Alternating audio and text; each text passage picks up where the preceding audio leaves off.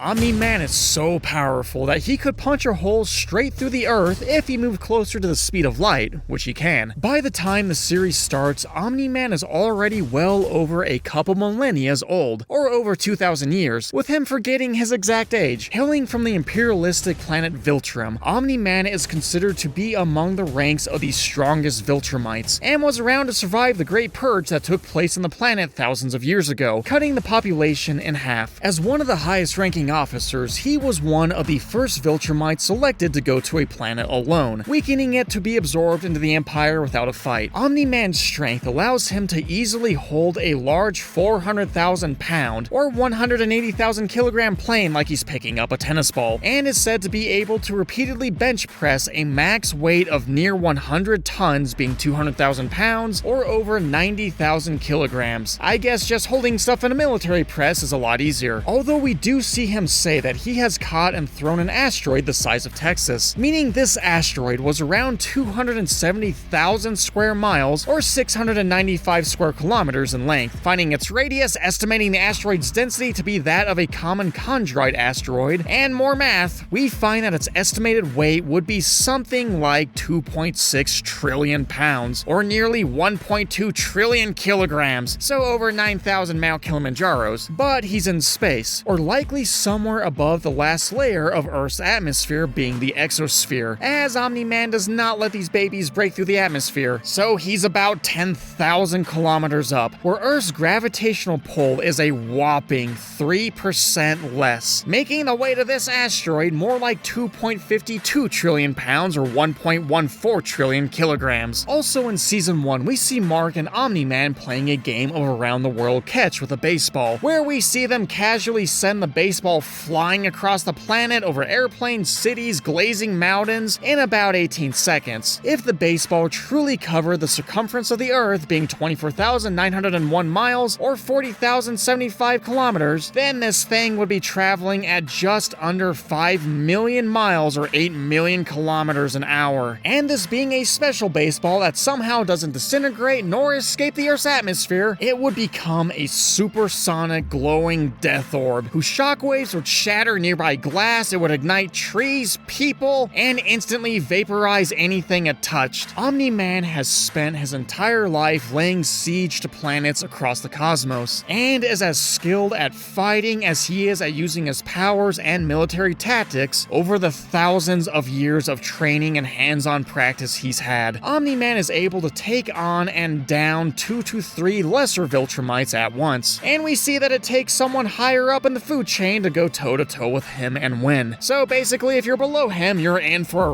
really rough time. Viltrumites are also insanely durable, and using this combined with his power of flight and speed, Omni-Man will basically go anywhere from being in hypersonic speeds that are 5 to 10 times the speed of sound, to inching his way up to near light speeds, turning himself into one heck of a speeding missile, as he causes an intense amount of frictional heating to occur and buildup of kinetic energy or otherwise that causes him to explode anything he passes through and leave one heck of a debris-filled shockwave in his wake, quickly sending entire species like the Flaxans back into the Stone Age. When it comes to his speed, Omni-Man casually flies fast enough that his next-door neighbors think that the blur they see must be a ghost, meaning that in these instances, when he's slowing down to land inside his house, Omni-Man is moving at something like 900 miles or 560 kilometers an hour. Beyond this, we see Omni-Man engage in interstellar travel as he flies away from Earth to places and planets far beyond what anyone on Earth is aware of. Nolan is said to be able to fly at speeds that rival starships and possibly move at faster than light speeds thanks to Viltrumites being able to make a sort of subspace teleportation jump that makes them appear to move faster than the speed of light, and help them reach distant planets that are between 4 to 10 light years away in 2 weeks or less. When we say a light year, we mean how far light that moves at close to 671 million miles or over 1 billion kilometers an hour can travel in one Earth year, with the answer being near 6 trillion miles or 9.5 trillion kilometers a year. Let's take the upper end of this and say that on average, it takes Omni-Man 2 weeks to reach systems that are 10 light years away. So Omni-Man at presumably near top speeds would take a maximum 2 weeks to travel a distance of